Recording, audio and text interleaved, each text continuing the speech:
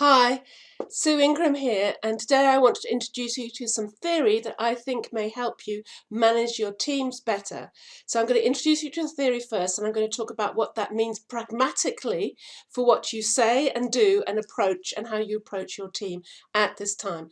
And the piece of theory I want to introduce you to is the change or grief curve by Elisabeth Kubler-Ross. And it's a classic piece of thing. So let me just go through the theory. You'll see that we've got time and then we've got motivation on a graph here. And the stages of change or grief that Elisabeth identified are as follows. The first stage is denial. No, it's not happening. And we have seen this. We have seen this collectively. When the lockdown was first suggested, everyone went out for a walk at the weekend going, denial. No, it's not happening. It's not going to affect me. I'm okay. All that kind of thing. Perfectly expected. It was absolutely expected. Talk to any behavioral person. They'll tell you that is to be expected. The second is anger. Somebody's got it wrong. God, the government, the NHS. If you have got people on Facebook, you may see very angry posts coming up. Blame. This is the anger stage of the change or grief curve. The stage after that is bargaining. If I do this or if I do that, if I eat carrots, endless amounts of carrots, I won't get the virus. You'll get all kinds of bargaining. Again, just look at your Facebook feed. You're likely to see tons of that going on. The final stage, well, not the final stage, the bottom stage is depression, a sense of powerlessness, a sense of, whew, there's nothing I can do. There's nothing I can do. People go down. And we as managers have got to help people get through this because, of course, there's a lot of work that still needs to be done and still we need to get people back into power. Then we go into acceptance, which is, okay, I get it, this has happened, it's okay, we're moving on. And finally, you can get on to moving on. And this is what we really want, where motivation's higher than when people came in to the curve. Ooh. And that is possible to have. Now, this change grief curve has got quite a lot of, it's had people criticize it, and basically because it's not a linear thing. People can go into acceptance, then go back to anger. So people dance through this. These are stages, but overall you want people to pass through the curve. And what can you do as a manager to help people do that? Well, the first thing to realize is that just because you know this theory does not mean that you don't go through this curve. Oh, you will, I promise you. I mean, there's a fellow management trainer of mine, and she'd lost her husband, sadly, so she was going through the grief curve. And she phoned me up at one time, absolutely ranting about things, and I went, so we're in anger again. And I won't tell you exactly what she said to me because she was in the angry stage. It had quite a few expletives in it, but basically it was, yes, I am, and bugger.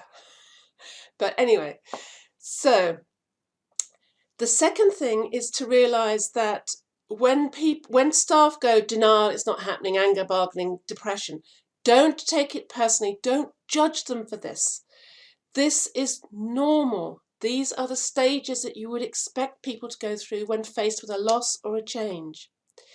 People will go through it individually at individual speeds for a couple of things. One, their personality type. Some people really love routine, and routine has been really disrupted, so they're feeling unsafe. So their experience of loss will be more significant than those people who actually do appreciate and perhaps even thrive on change. Also, people have different experiences of going through change curves. Younger people aren't so experienced at it, and so they're not so good at it. Hence, we're seeing young groups of people stuck in denial still. Some people may get stuck in one particular area for some significant time for all kinds of reasons, but don't take it personally. Your job as a manager is to get them through. So how do you get them through? Okay, if they're in denial, say, no, it is happening. Just quietly, calmly say, no, this is happening. If they're in anger, hear them out and simply say, you're angry over this. And they'll go, yes, I am. That's okay. I get it. We are all feeling periods of anger at some time. If they're into bargaining, then just deal with it. They might come up with some mad ideas about if that happens, that'll be okay. Yeah, just bear them out. The powerlessness and depression, however, is the biggest piece that you can help people on, and you can really help people moving on by stating what they still do have control over, what still needs to be done, where they do have power. Now, if you've got a virtual team at home that's got a job to do, they're still working, then obviously you can start talking about achievement, sense of moving forward through work. If they're at home with no work to do on furlough because the business is closed, you can still talk about what is in their power, which is to exercise, even in their front room, find some fun ways, dealing with the kids, homeschooling, finding someone. Talk about celebrating wins, celebrating achievements, celebrating what people have learned. Start moving them into, do you know what? We are good. We can find solutions to problems. We are achieving despite. We're making this fun despite what we originally thought. This is good and we can move forward. So I hope that's been useful. A little explanation of theory and some ideas about what you can say and do to move your team through this change or grief curve. And the final point, I guess, is be kind to yourself because you're going through it too. And just have that, oh, there I am in anger again. Oh, okay. It's perfectly normal.